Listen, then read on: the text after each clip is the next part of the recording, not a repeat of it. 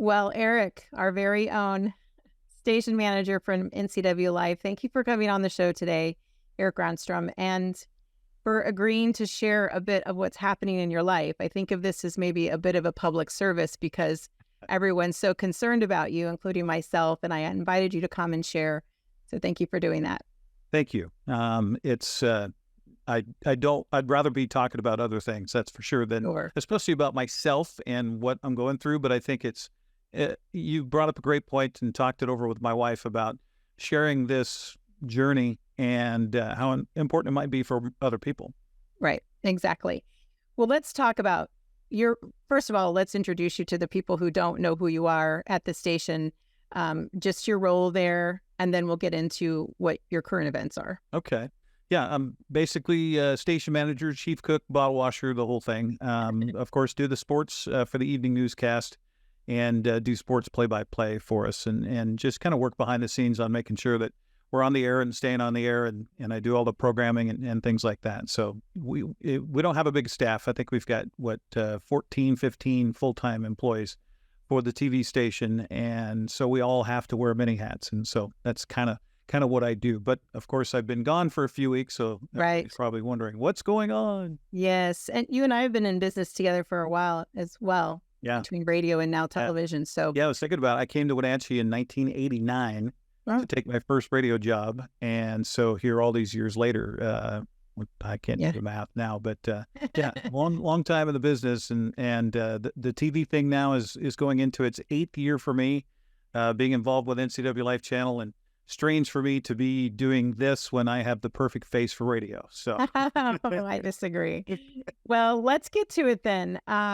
You recently have had some health issues that have been, I think of it as our life is one way, and then something happens and it's something different. yeah, And yeah, you totally. can't predict it. You can't do anything about it except do the best you can. So tell us what happened and kind of where you are right now with it. Well, let's just Okay. start with what happened and we'll get Yeah, to so about 3 weeks ago, I did something that I do all the time, was just carrying some bags up some stairs, and no big deal. Next day, I came to work and my neck was really hurting me. And I've had neck problems in the past. I got hurt in college playing football, and that ended my college career back 40 years ago, almost now. And so, okay, I have a bad week with my neck. But then by Thursday, it was worse. By Friday, I'm on fire and something's not right. And so I kind of mustered through the weekend. My wife was saying, you should go get checked out. And I'm like, nah, I'm fine. I just need, sleep and ibuprofen and I'll be fine. By Monday morning, I went to East Wenatchee's, well, it used to be the walk-in clinic, which was news to me that it's not a walk-in clinic anymore, by the way. And they thankfully took me in and did some x-rays. And the doctor says, yeah, you've got obviously a pinched nerve, but you need to get an MRI to get a better picture. And because of the world we're in these days, he said that I'm going to suggest you go to the ER right now, because if you go through the doctor's office and trying to make an appointment and all of that, it'll take you about a month probably to get an MRI done. And you need this done right now, because in the course of waiting through the weekend, my left arm became basically pretty useless. I mean, right now I can raise it that far and that's it. And I've got burning sensation from my neck that goes out my shoulder right to the point of my shoulder, and then numbness down my arm and weakness. And it's, and that really exacerbated in 3 days. So I'm like, something's not right. So Marion, my wife, took me to the emergency room at Central Washington Hospital, Confluence Medical. I don't know all the vernacular these days. Anyway, we went to the ER and spent the entire day there waiting on an MRI. And that was also at the suggestion of the professionals in the ER. They said, okay, you need an MRI, but for you to get one, we have to put you in line. So you're going to have to pretty much hang on until we can get you in there, which meant 12 hours in the ER that day. And so since then, including at the former walk-in clinic at East Wenatchee for Confluence, I was given a shot there to try to handle the pain.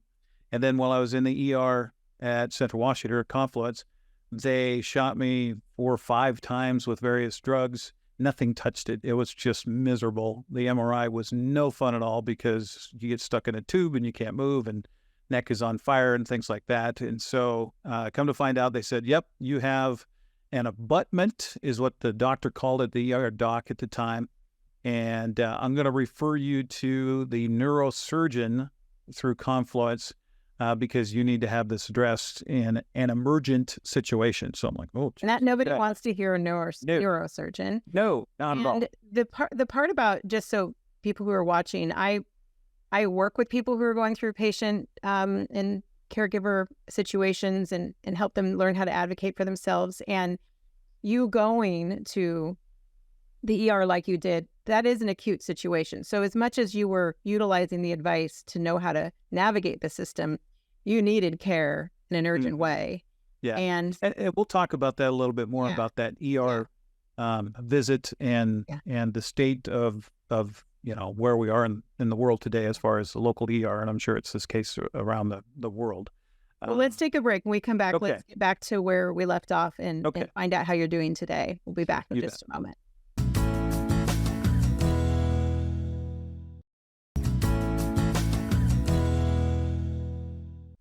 We're back talking with Eric Granstrom. We're talking about what the health really crisis, difficulty, huge challenge that you're going through.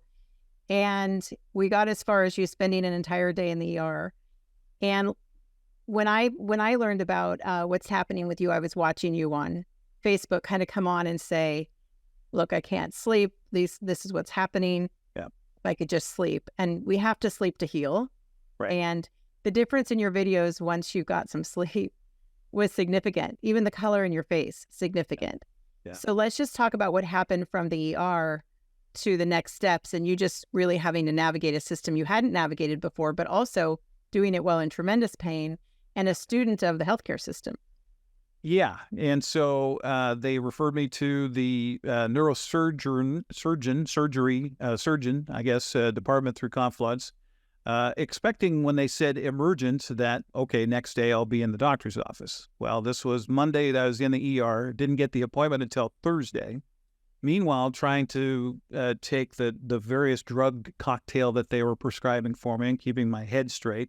And thank God for my wife in this whole process, because she was the one urging me to go first of all, which, if it was me by myself, probably would have been much later than when I did go. And then when we went to the ER, I said, I'm going to be here all day. You may as well go home. She's like, nope, not leaving, not going anywhere. I'm staying with you. I'm like, you're missing a day of work for nothing. I mean, they're just going to, finally get me into the MRI. This is boring. She stayed the whole day, and then she was on everybody. They didn't have a room available for me. This is, crowded ER. They put me in a bed in the hallway of the ER department because that's all they had.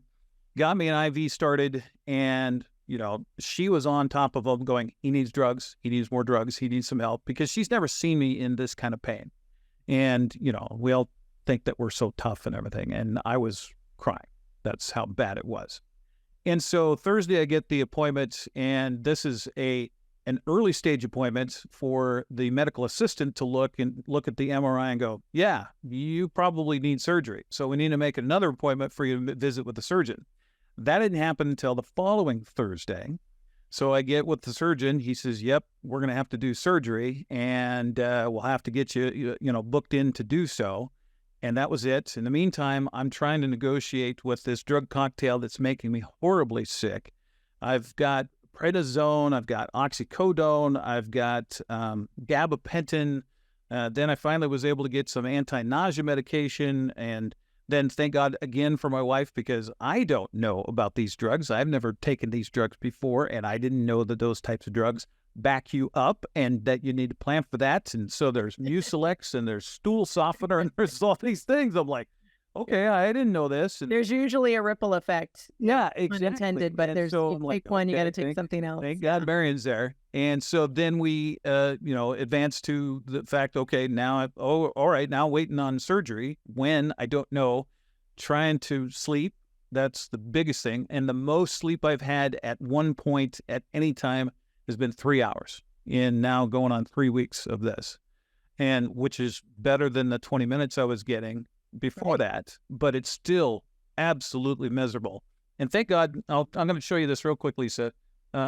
This is Marion's idea that we keep a log, and I'm not going to, get too personal with this, but this log is just writing down the times when I take the drugs, because there's some drugs you're supposed to take every 4 hours, there's some drugs you're supposed to take every 6 hours, some that, for pain, and thank God for that, because she needs sleep as well.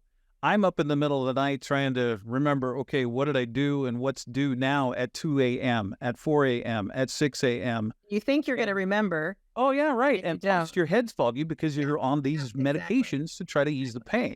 And so, she came up with a great idea there. And then there's the whole advocacy on behalf of yourself that I worked with today. Finally got a surgery date, so I've got that on the calendar now. And then there's surgery, there's recovery, there's everything else that we have to plan for. There is a lot to, it's the squeaky wheel gets the grease.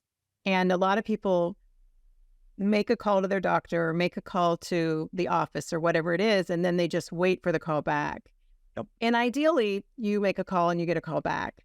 But I have a whole system in place for the people that I work with where there's a paper trail with, going through my chart, and then there's also, you leave a voicemail and then you reiterate that I left a voicemail and here's my second email.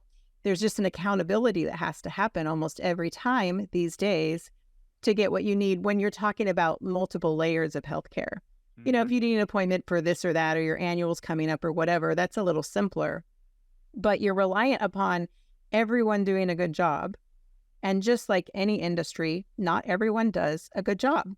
So, and then also the communication between everybody, Yes. because you've got so many layers and so many folds in it. And thank God, right after the emergency room and then the first appointment, my personal doctor called me on my phone and said, "Hey, I just got this note. What's going on? How you doing? And how can I help?" And he's done that 3 times now in the last 3 weeks, just calling, saying, "Okay, what can we do?" Well, and I'll also add that even when everyone's doing a good job, there's short staff, there's so many patients, so many things going on. So let's take one more quick break. And when we come back, I want to talk about what you're learning and what message we can hopefully give to other people about navigating this. I always call it a learn as you go education in healthcare. Right. I've been through it. I've learned a lot. It can have a huge impact. It can have a huge impact on our outcomes. Yes. Huge impact on our outcomes. We'll be back in just a moment.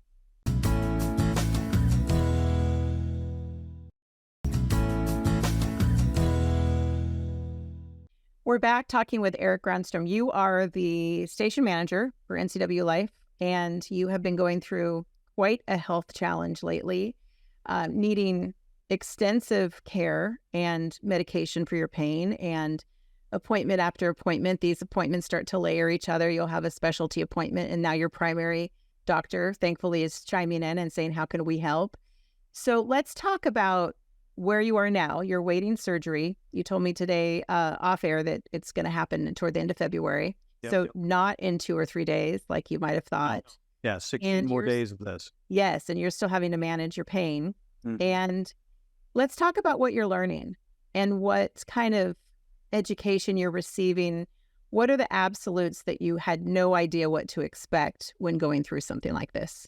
Well, how hard it is to have a clear mind when you're A, in pain, when you B, have no sleep, and C, are on medications to try to help with the first 2. And so when you start talking about taking a leave, how much PTO you have, FMLA, and then also making a decision about a very significant surgery that I'm going to go through, where they're going to slice my neck open, go through the back push everything aside, go in, take out 3 discs, put in 3 new discs, and put, straps and screws and all of this that I'll have for the rest of my life. To make a decision like that when you're in it, in the heat of battle, and when the fire is going, is almost impossible. And so, thank God for my wife. I can't imagine doing this by myself when this is going on. The thing I've been thinking about in my clear moments is that I wish I had a dry run on this.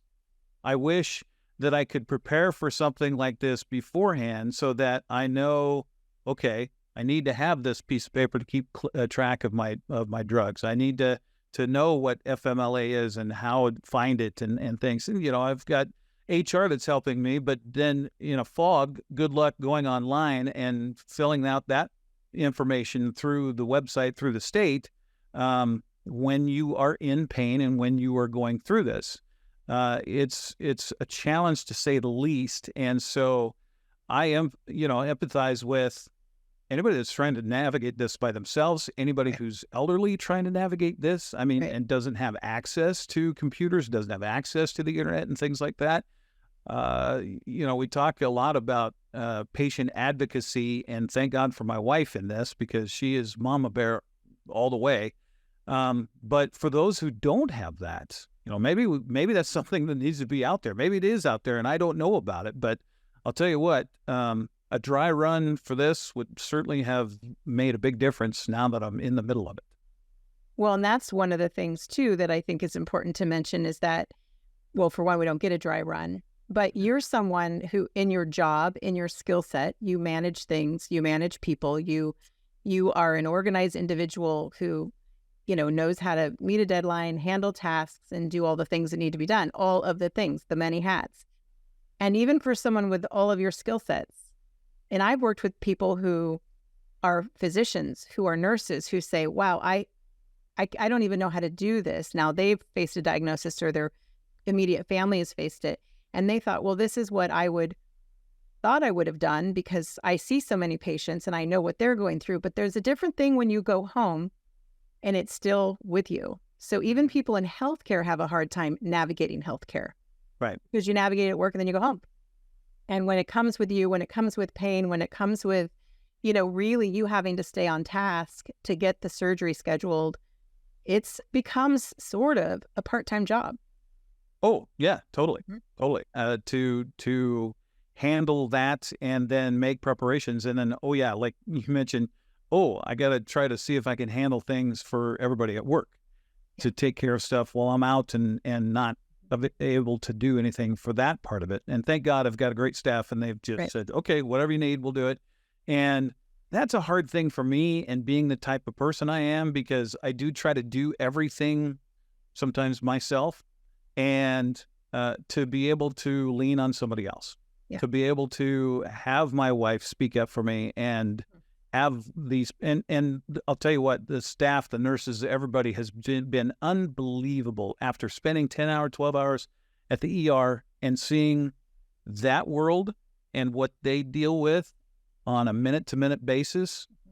New appreciation for that profession, that is for sure. And they deserve all the kudos they can possibly get, because I couldn't do it. And but just being able to be vulnerable and to say, okay, this is too much, I need help. And, with a lot of things in our lives, I think we find that sometimes where we need to be able to do that. And my wife is a big, advocate of things happen for a reason. And that's what she said, maybe this is exactly why this is happening to you right now, because you need to understand that you can count on other people and that you have a whole community of folks that will help, carry you when you can't carry yourself. That is exactly my next, what a great segue. Thank you, Marion. It was that, what are you learning? Because you're supposed to learn something right now. And ideally, perhaps you learn to let people help you, and you learn to delegate, and you learn to, take better care. And one of the things too that I've learned over the years is we can utilize our primary care to try to avoid the ER sometimes. Now, in your case, you needed it, but some people delay something that they have going on for some time and they don't utilize their primary care. And so then you do find yourself in urgent care on a Saturday, or you do find yourself in the emergency room at midnight because you can't get into your provider that day. And so there is these lessons that we can learn, because we will navigate healthcare again, either for ourselves or a loved one. There's no avoiding it. We will be dealing with healthcare. And so the better we learn now, like you're saying, this is something that's surgical. It's not a long-term disease that you're having to treat or worry about a recurrence. There is a fix for it. So then when you come out of the fix, The challenge becomes, and I've seen it in myself and in other people who I worked with, the challenge becomes to remember this point, because once the pain goes away and you get back in your routine, that's when the real measure of those lessons come into play. Would you agree? Absolutely. Mm-hmm. Yeah, absolutely. Yeah, this is the whole thing. Every step of it is, as long as I can encapsulate what's going on and not be drugged out, so I'm not remembering what's going on, is huge for me. I mean, at the age now too, where I got to take better care of myself. Now, this is something I asked the docs. I said, okay, is this from the football injury in college? I was in a head-on collision back in the day. Is this a result of that? And they said, nope, this is one of those things. It's like, so you can't even try to prevent it. And so many things we cannot prevent. So right. But I'm not the greatest health personally, working with A1C and all that kind of stuff. And, I'm 55 years old. On your door. This is there's things that I could do better for my own health, so that if I do find myself in this situation, it's like taking care of the car, doing the maintenance on the car, and making sure the oil's changed, making sure this is that, and the tires are rotated, and all that kind of stuff, because there's eventually going to become a point where something serious is going to happen, and the better you're prepared for that health-wise, head to toe, the better your body can recuperate from that. And that's the word that I'm getting now a lot, is that, well, this is here's what's going to happen. And because of your health concerns and some of these other things going on, it's going to be a little bit more tricky. So I'm hearing that. I'm hearing that. Yeah. And that's, you're hearing it, but you're also hearing it. Right. Yeah. Right. Exactly. You're also taking it in. Yeah. It's not about just helps you prepare to be better able to serve your loved ones. Yeah. Oh, totally. If they were to face something. Totally. Yeah. Absolutely. We have just 1 minute left. So let's tell us now what's next. You have your surgery coming. You have your recovery.